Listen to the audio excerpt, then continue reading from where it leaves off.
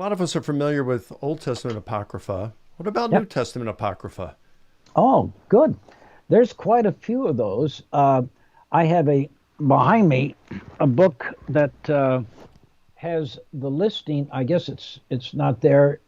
There's several collections of them. There are more books, at least 80, and it seems to grow almost every year. Hmm. Books that were not included in our New Testament, and they're commonly called New Testament Apocrypha. Many of them are written in the same genres: gospel, letter, uh, Acts, and Apocalypse, or like the book of Revelation. And there were three prominent books that were apocalyptic books, that only one of which was included, the Revelation of John. But there was the Shepherd of Hermas and the Apocalypse of Peter. But there were several books like that. And more and more are coming out. Tony Burke just came out with a new collection of them, but J.K. Elliott has a large collection of those writings. And some of them are not, they don't know whether to include also all of the Gnostic writings in that. Some people separate the Gnostic writings from it because they're not all in a pseudonymous name, a false name.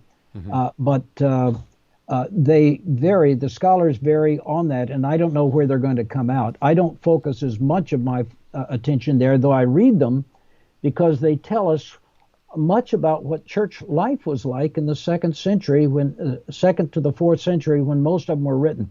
There were some New Testament Apocrypha written as late as the 7th, 8th century. Wow, I didn't know And that. yeah, and some have tried to say there was some written in the 14th century, but very few. But most of them were written between the 2nd century to the 4th century. And they began at the time when the apostles began. The apostles were known as the authoritative figures in the early church, but not for their writings until the 2nd century.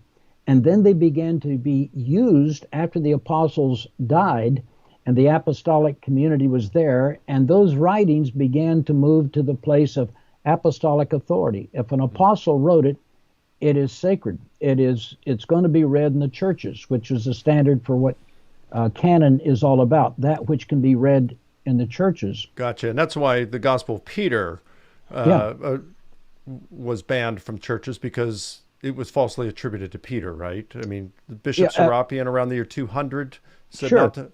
Okay, so Yeah. tell me about, why is it that the Protestant Bibles do not carry the Old Testament Apocrypha? Some do, and Right. you'll find them. They're always between. You can always tell the Protestant collection because they're always between the Old and the New Testament in a block. Okay, And some the some NRSV do. has that. All right, so why is it that some Protestant Bibles do not include them? Why was, let's say, the Wisdom of Solomon or Ecclesiasticus, First and Second Maccabees, why were they rejected?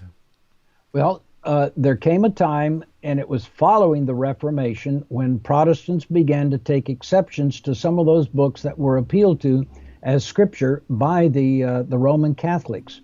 But for centuries, after the Council of Trent in 1546, they continued to include them in some of their Bibles, or some of them. And I should say it's not a complete listing. The Deuterocanonicals in the Orthodox, they have three more books than the Catholics have, but many of them go back to the Rahl's edition of the Septuagint.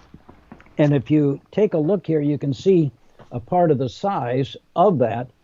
But that came out, that the latest edition is in 2006. Rahl's has passed away quite some time ago, but we don't have any evidence that those books are all the books that were in what we call the Apocrypha.